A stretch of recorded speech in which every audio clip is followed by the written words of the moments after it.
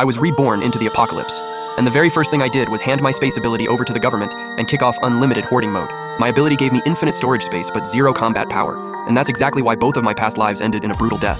Funny enough, those beat-up government shelters backed by military iron will were the ones that lasted all the way to the end. Coming back this time, I realized personal strength means nothing against a global catastrophe. The only move? Give yourself to the state. Wipe out the national grain reserves and every strategic stockpile, while the zombies are still weak in the early days. Hit them with everything you've got and crush them before they evolve. That's the right call after being reborn. So without a second of hesitation, I picked up my phone and dialed the emergency line. Hello, I need to report something. I want to report an imminent large-scale public safety incident that's about to hit the entire world. Sir, please calm down. Walk me through exactly what's going on. I'm someone who's been reborn. The apocalypse hits in 1 month. I have an infinitely large storage space. I need the government's help to stockpile supplies. Dead silence on the other end of the line.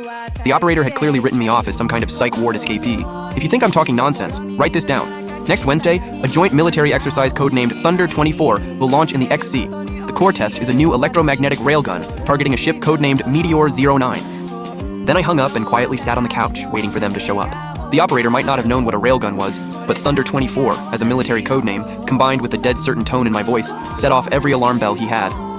Not long after, tires screeched outside. A full convoy had pulled up at the gate. A fully armed tactical unit was rushing in, and they were at my door in no time. They brought me in on suspicion of stealing and leaking classified state intelligence. Wang Yan, 24 years old, employee at Icon Trading Committer, parents deceased. No criminal record, no history of mental illness. Your file is clean as a blank sheet of paper. But the Thunder 24 exercise you mentioned is top secret. Fewer than 20 people in the entire system know about it. So tell me, who's your handler? And which agency are you working for? If I were a spy, would I call the cops and turn myself in? Director Lee, I told you, I've been reborn. Back from 10 years in the future? Look, I read web novels too, but national security runs on hard evidence, not plot twists. I let out a quiet laugh. You think this is my imagination? Director Lee, you've got a daughter at a university in Shanghai, right? The day the apocalypse hits, she'll call you from the library, and before she can finish a sentence, a turned classmate rips out her throat. Li Guodong shot to his feet and stared me down. That was his private life. Outside a handful of people in her file, nobody knew he had a daughter in Shanghai. Are you threatening me? No, I'm stating facts. Your daughter's story. You told me yourself. I'm trying to save the future. In our last life, you strapped yourself with high explosives and charged into a horde to cover the retreat. You were a hero. I respect that. Li Guodong went still. The weight and sorrow in this young man's eyes. There was no way that was an act. You're saying you've got a space that can hold an entire country? All right, prove it. 5 minutes later, the classified training grounds at the state security base. Li Guodong stood beside me, pointing at a heavy armored vehicle parked ahead. That thing weighs 6.8 tons.